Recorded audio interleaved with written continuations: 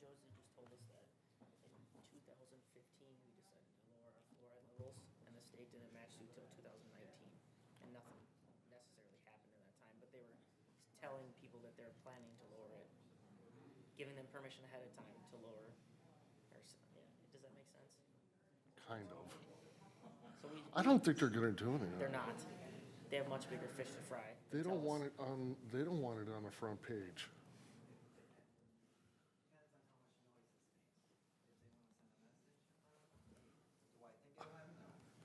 I don't think they want to because they're gonna bring spotlight on it, you know, and What's that? the fluoride thing, the state, I don't think they're gonna do anything. They're not gonna do anything. They got bigger fish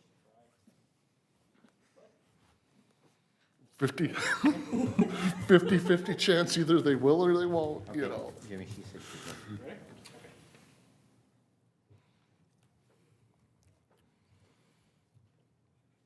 All right, if I can get a motion to come out of recess, we'll resume our committee of the whole meeting now. Motion to come out of recess. Second. I have a motion from Councilman Lundin and a second from Councilman Holmgren. All in favor, say aye. Aye. All opposed, same sign. That motion carries 5-0. So we're on E2 still, fluoride discussion. Yeah, like I said, when we went to recess here, I mean, I don't have a problem if you guys want to be on the cutting edge of this. I could get behind it, you know, I mean, like I said, I don't really know one way or another if it's necessarily a horrible thing to have it in there, but I don't know that it's necessary to have it there, I think, as the times have changed. And like Steve said, I mean, any chemical is, you know, why would you put it in your body if you don't have to, right? So, 37 states have decided it's not necessary in the water. Sure. That's where, for me, it's like, well, and Josie, can you repeat what you said about we had changed our fluoridation levels in 2015 before the state changed theirs, and we didn't have any issues? Well, the state of Minnesota allowed for public water supplies to approve a variance if they so desired. It was Minnesota Rule 4720.0030, and it was to allow a lower level of fluoride for 0.7, instead of 0.7 as the minimum, the range could be between 0.5 and 0.9 milligrams per liter. And the city of Isani adopted that on September 1st of 2015. And then the state did hold a public hearing to reduce that level as the official level in 2019. So we're below the actual state requirement. But they For- did allow, they allowed us to do so. They allowed us to pass a variance if that was something that the public water supply was interested in doing. So would we pass a variance again this time because it's kind of a similar situation, or would that just be our variance there? I know there is natural fluoridation in our water too, which, I mean, it's not enough all the time, but that's still, they can't say we're not fluoridating. There's no fluoridation in the water. At this time, I'm not aware that the state is allowing public water supplies to have a variance to not treat any additional fluoride. Okay. Mayor and council, if I could add to that, that from the Department of Health, no other city has gone and said they weren't going to feed fluoride. We would be the first one. So that's maybe why there's not any sort of fine or anything like that, because nobody's ever asked. well, like George said, I mean, you can always try it, and if they come up with, you know, coming after us, then we can take a look at whether or not it's worth having that fight at that time, but. I think being the leaders on this might be a good thing too. I have to say one thing, I carry a Minnesota Department of Health card, so I legally cannot say remove it. So I'd have to be against it, because I can't lose my license over this. And if I was supporting that, I could very well lose my license. I don't disagree with you, trust me.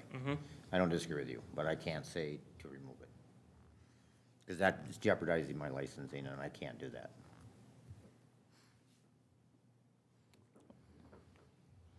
Fair enough. Any other, Jeff, what were you thinking again? I think, Well, I was surprised that the state of Minnesota says you have to have it when there's so many states that allow you to make that choice yourself, and isn't that what it's all about? And it's very interesting, if you look at the 13 states that require it, there is a pretty strong correlation with public health. And less healthy people. So it's probably not just that one thing, but there's a trend there. Obviously, you can't say correlation is causation, but it's ask the question. Well, yeah, I guess the consensus is we want to move forward with that, with, So if the consensus is to instruct that staff do not feed fluoride in the public water supply, then it would need to be done by resolution, so staff can draft a resolution for council consideration. If there is direction to inform the Department of Health that we are making this request, that the state allow variances for municipalities who don't want to treat their water, public water supply with fluoride, that could be another action for consideration. why don't we do both? Staff will draft those and bring them forward. Thank you. Great. And you guys are right. I mean, that is, you went out and door knocking, and people are concerned about that topic. And like I said, I mean, you could argue all day on it. Right. But if it's not necessary, yeah. So, okay, well, thank you guys on that. And let's see, we're on to E4, the rental program ordinance changes.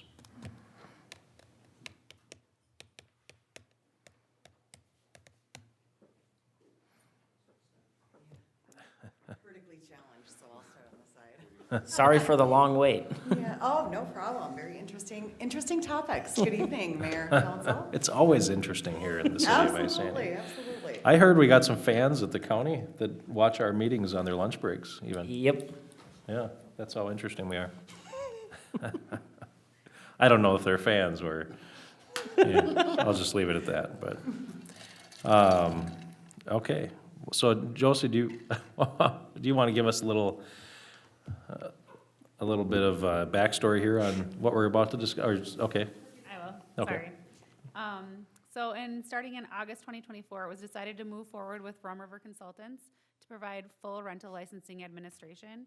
And through that discussion, staff were directed to work with Rum River to update the city ordinance accordingly, understanding that in some ways the current city ordinance was more restrictive than what is recommended by the IPMC, and understanding that most of our property owners are abiding by the IPMC and the other communities that they have rentals in, so it just uniforms the entire process for them.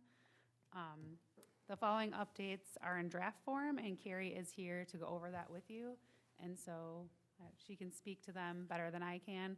But I will say that when we were discussing even changes to moving to 3 years, some people asked if they could still do 2 years for rental inspections, and so our property owners do appreciate rental inspections, so I do want to make that clear. They do appreciate upholding these, is what I've heard, so. I have a question. Are group homes considered rental properties? Group homes are something that we cannot regulate within the city. We have no jurisdiction over group homes. The state preempts us on group Yes, homes. They, They Carrie took can that probably power. speak to it far better than I can. It might fall under rental, but then also we can't decipher what kind, I'm assuming. So if it's a state licensed facility, that would be exempt from your rental program. So when you refer to a group home, we'd need to dial down a little bit to make sure that I understand what your definition of group home is. Okay. As making sure that it aligns with the zoning ordinance definition. Of the ones that we have within our community are state licensed facility. All of the ones we have in our community that I'm aware of are state licensed facilities, and we have no jurisdiction over them. Wow, because I have a neighbor who wants to sell their property, but they're scared to because they think it's gonna be turned into a group home because there's so many on our block. And so they're holding off just for the sake of the neighborhood, which is really ridiculous that we can't do anything about it. Okay, That's been a big talk at the LMC meetings as well, the preemption on that stuff, because there are local jurisdictions that want to either help or change what's going on with those, and they can't. So that's been a big discussion point.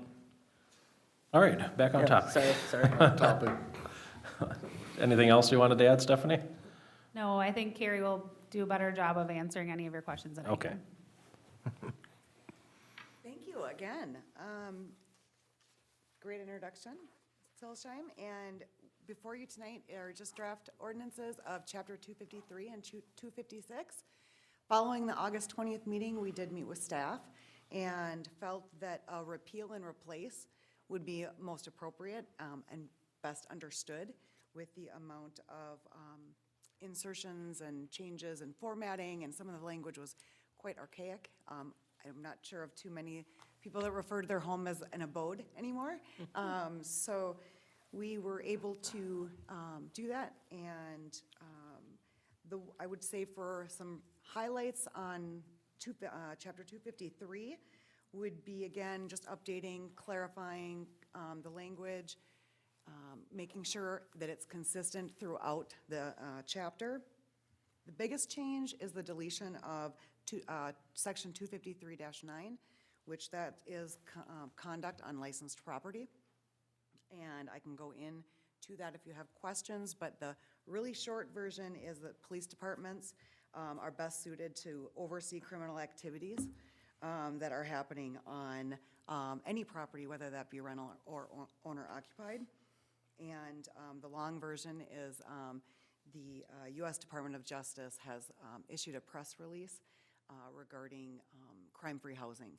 And there is a recent litigation in the city of Anoka, and so cities are now getting rid of that crime-free housing provision within their ordinances.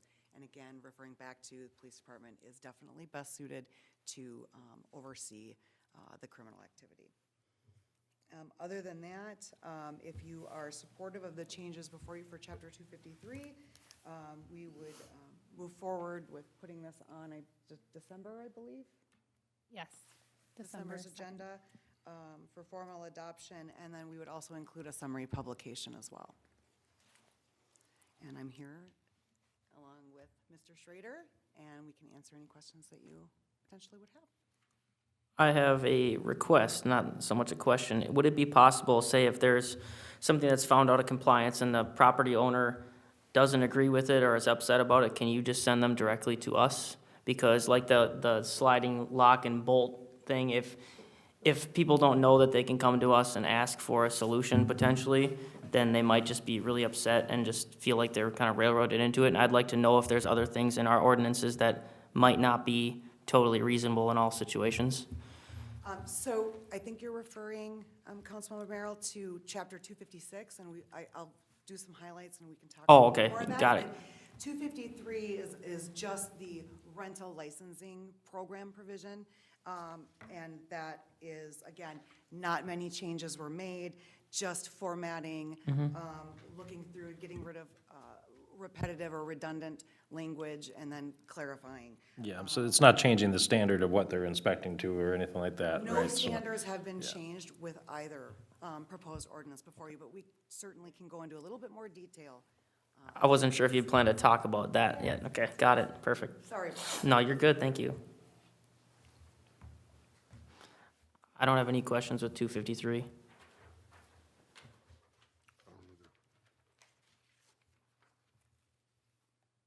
And the fees, so I guess maybe I haven't had a chance to look over this whole The thing. fees in were detail. presented when we went over this in August. Yep. And so these were the same fees that we discussed. That we then. talked about then, Yes. okay. Yep, so this is And just moving them forward for the 2025 Okay. year. And I do have to say that Carrie and her team have been working with us, even with the new rental applications that we've had, just as a courtesy service, as we were in transition with Jared and between Jared and Jordan and myself. And so I do appreciate that. We've had a few come in and they've been great to work with just through that also transition. Absolutely. So, Mr. Mayor, we can also, we'll get into those fees in just a little bit Okay. as well. too. all right, Certainly. That'll be the next agenda item, E5. okay. Let's see. Fees and the fee schedule changes, okay. And so nothing in this, let's see, so nothing in here, it would be saying that we can't have an inspection every 2 years, because our intention was to No. go to 3, right? Yes, So, we do allow But- it. If people request it, we'll always do another inspection, but just letting you know that they are appreciating them. So I think okay. the 3 years will be great. I think it's gonna help us out, but I do think What have we been doing, annual, though? biannual, 2 Biannual, years. okay, Yep. that's right. So the fees will. So they would still have an likely option to reduce continue with that, because- but it would give them the option that if they don't want it as often, they could have it every 3 years. Okay. Because we did raise the fee, and our intention was to say, well, if we raise the fee, then let's spread it out over more time, so it's not an actual increase in cost, but, okay, yeah, that's fine.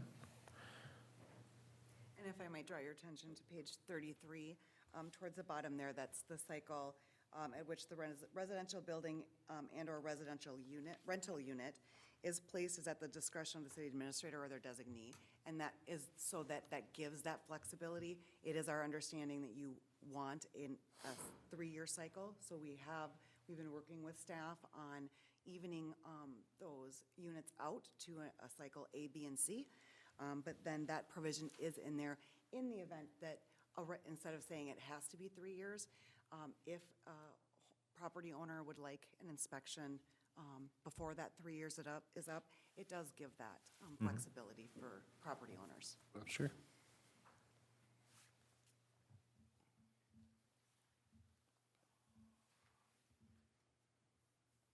Any other questions at all?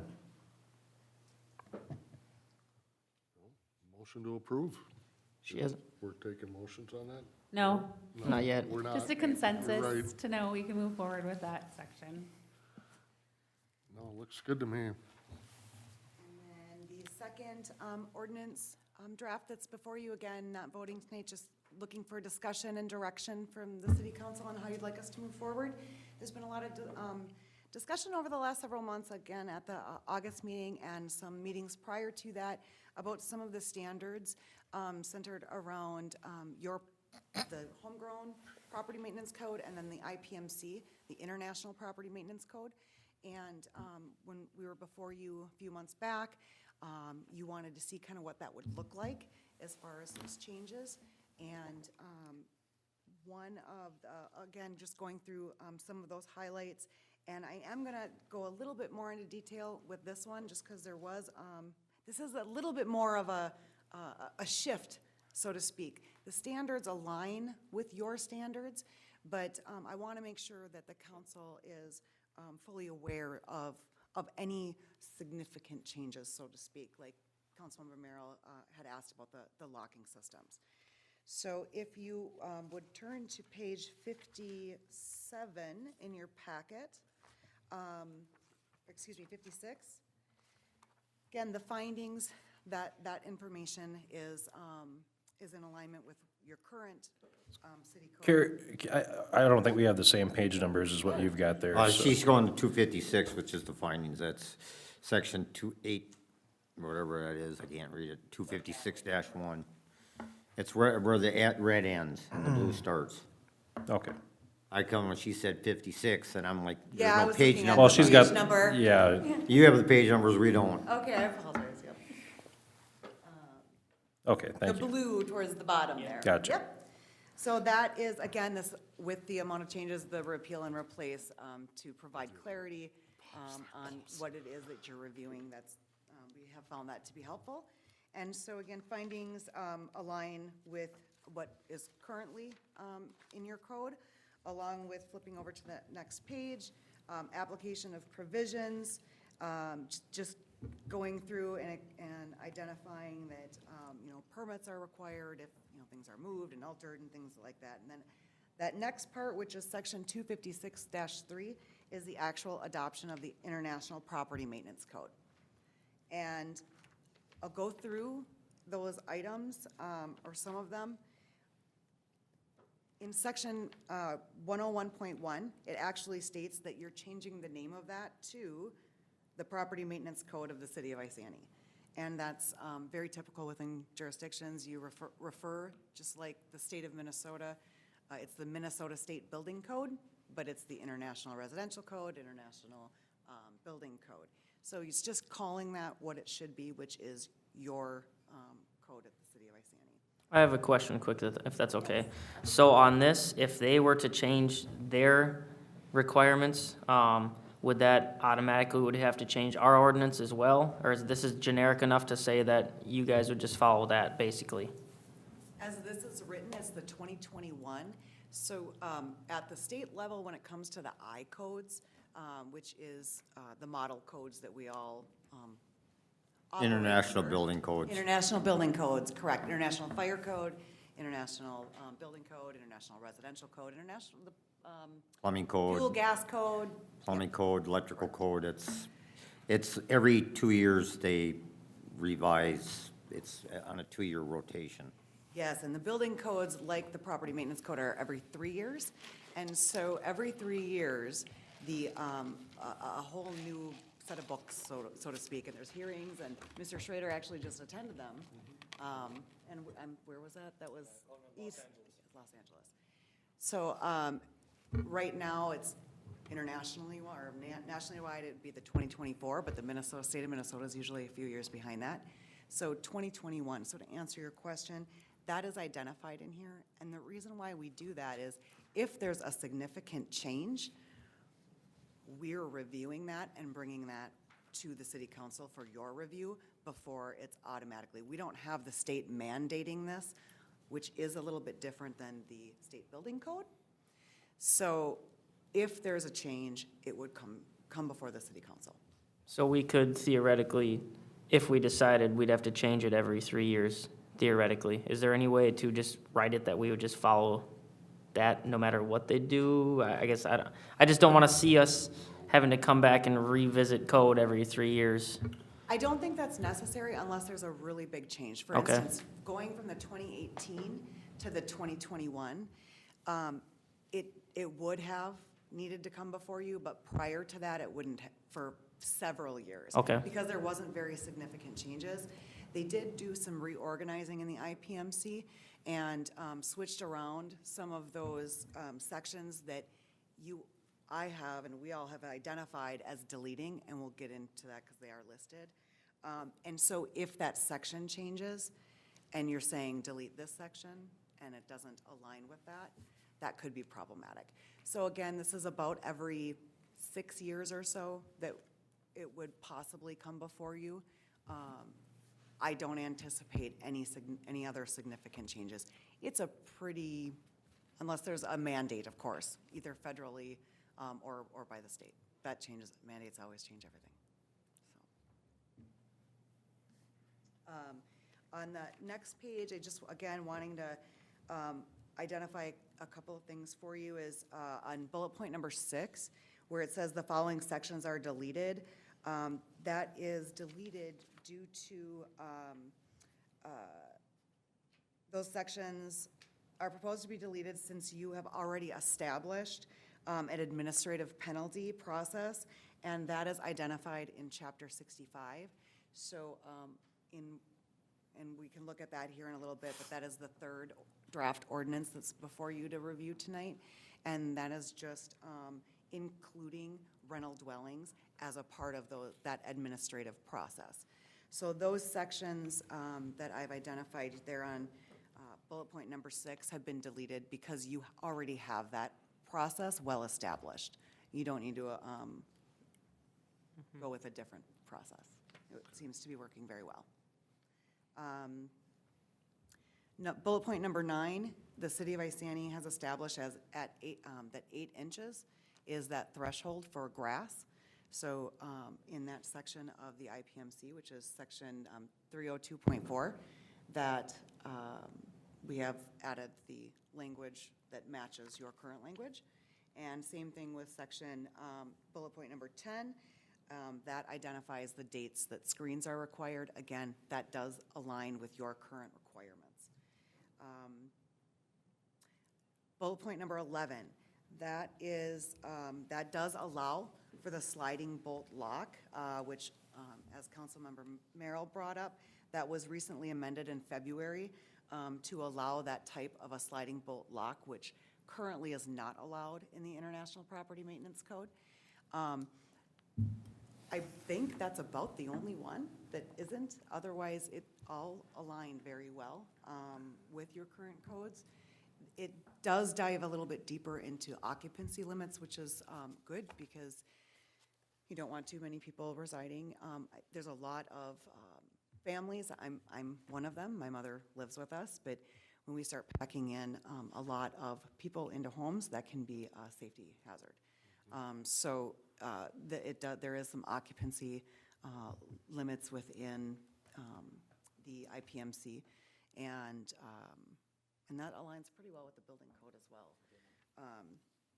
And then again, in bullet point 12 and 13, that identifies times of year when the heat needs to be furnished and maintain a 68-degree heating in homes.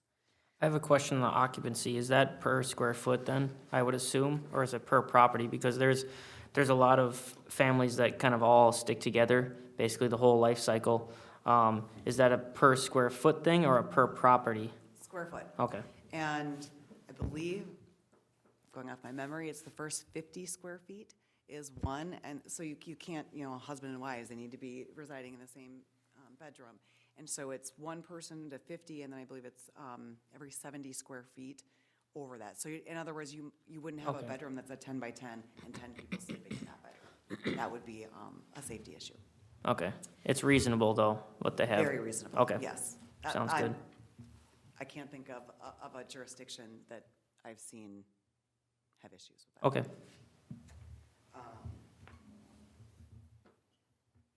Recently.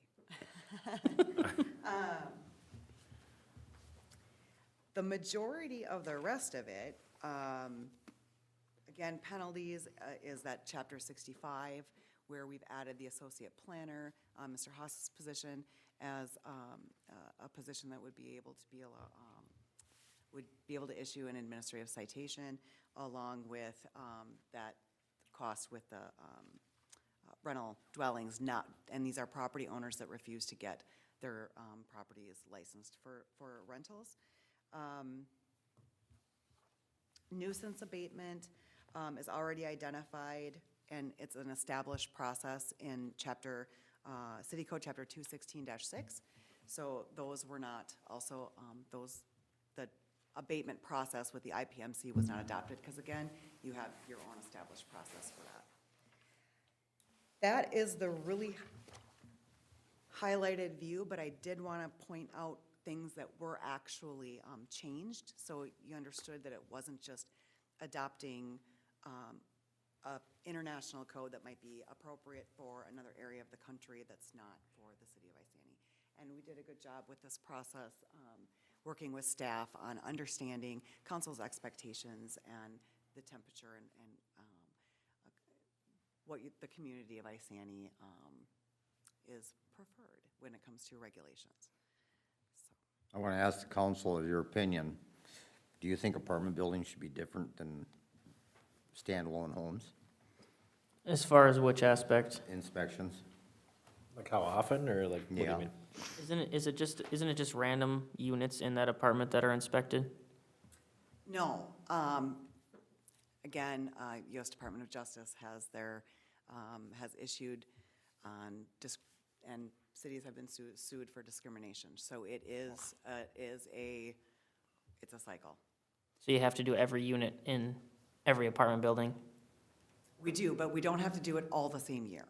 So we can Right. split up, and we'll work with those, again, we haven't quite gotten into that. We've gotten a list. We know all of the properties that are currently licensed, because we did help Ms. Jordan in transitioning into that role of administering the rental licensing program when she was hired. And so we're very familiar. Brad's been out to all these properties already, at least half of them, with that first go-around. I believe we're on maybe even cycle 2, or 2-year, on our second year.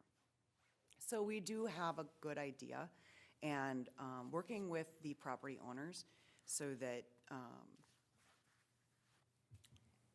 for instance, if they have 3 levels. If they want to do level A, level 1, cycle A, level 2, cycle B, level 3, cycle C, we can work with that. Just the documentation and making sure that it's consistent and uniform is going to be key. The only reason I bring it up is people that I know that have single-family homes that they rent out, they are very advantageous in making sure the property's kept in pristine, because it's their loss. Apartment buildings are a different story. You know, it's, you know, you don't build a 30-unit apartment building because you don't want to make money.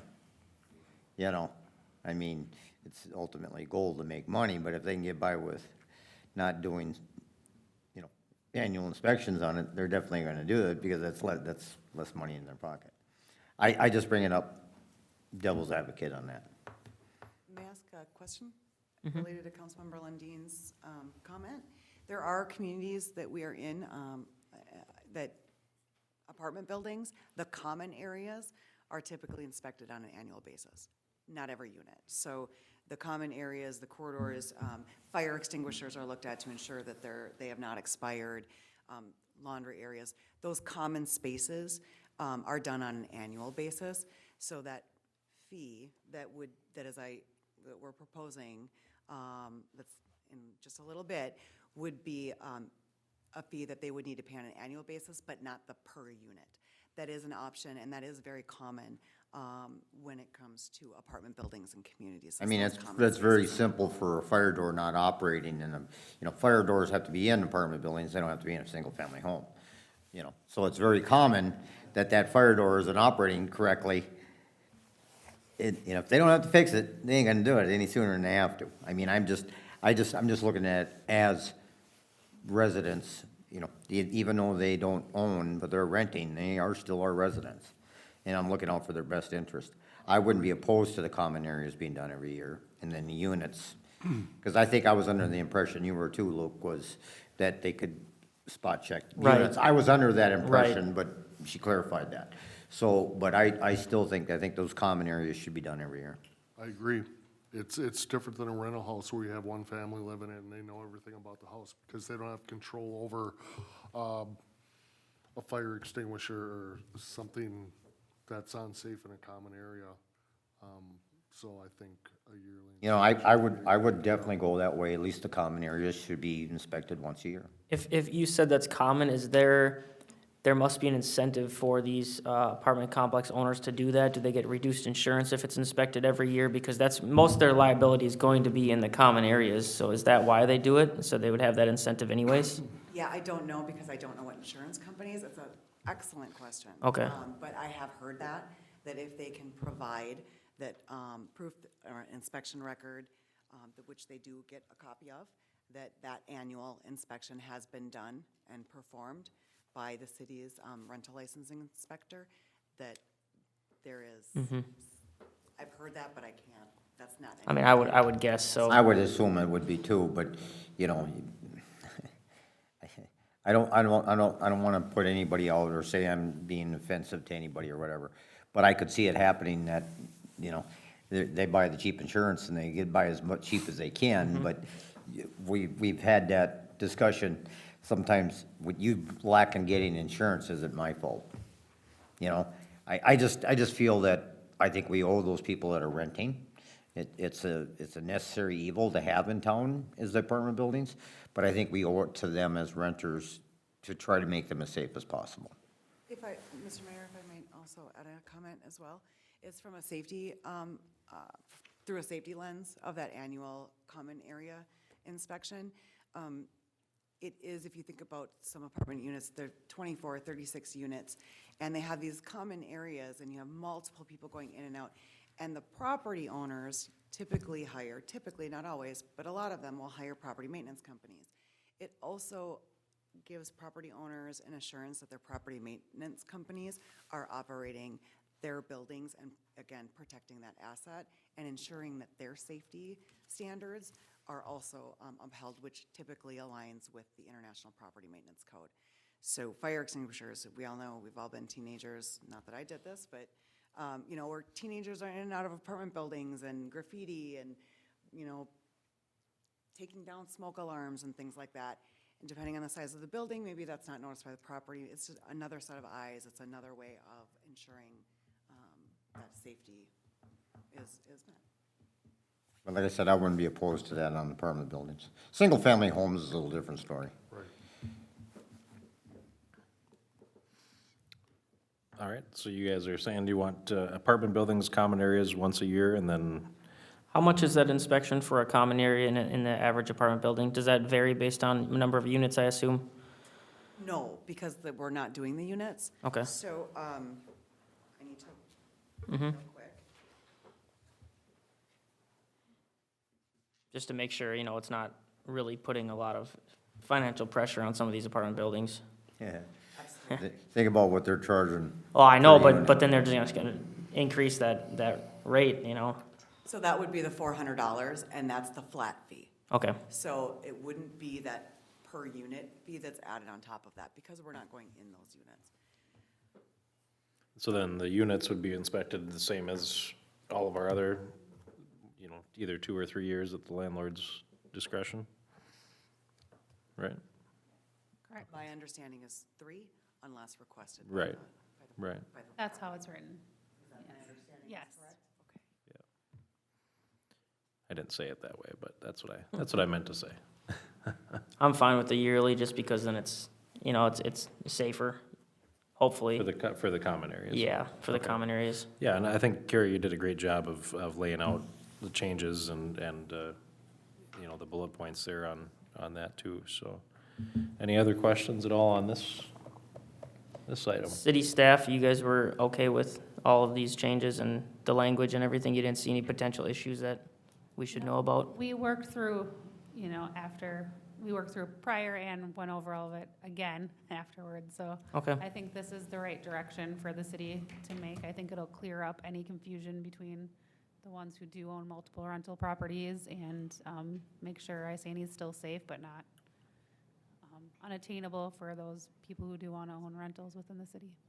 Okay, thank you. And it's a load off of our staff too, for sure. Yes.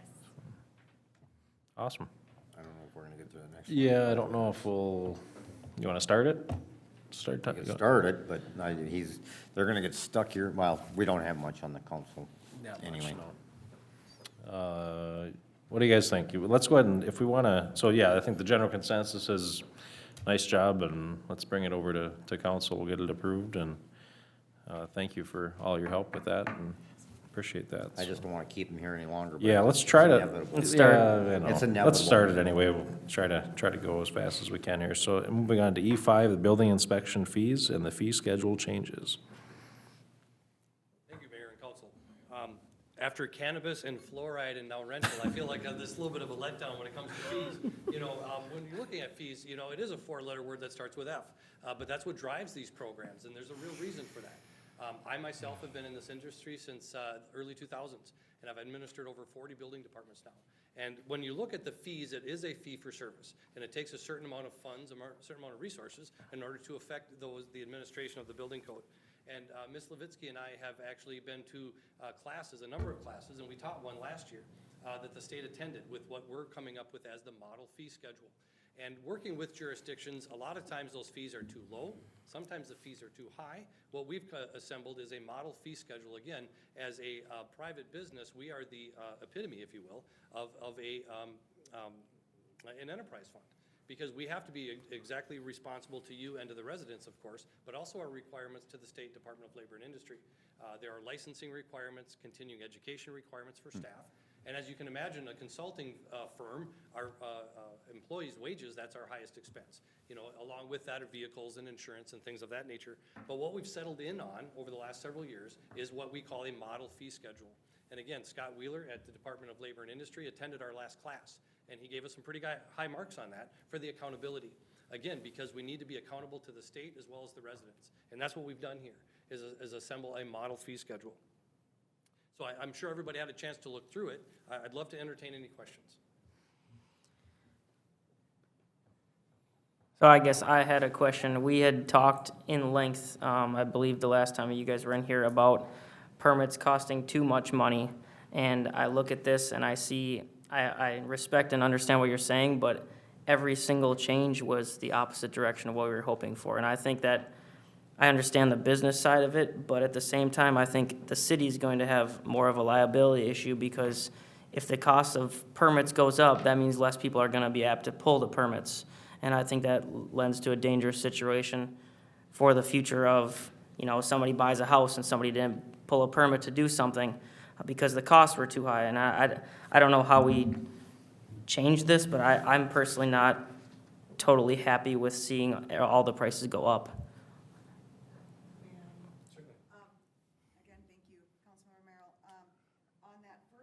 that table that you see? Oh, sorry about that. The first table that you see on that first page, where it starts off the value of work and then the fee, that actually aligns with Minnesota statute 326B.153. And that's, so that is bringing that table into an alignment with statute. And then there are fees that we are proposing to be raised, and those are we call maintenance permits or flat fee permits. So your roofing, siding, window replacement. Currently, I believe there are at 80, Yes. yes? 80, and we're proposing that that gets raised to,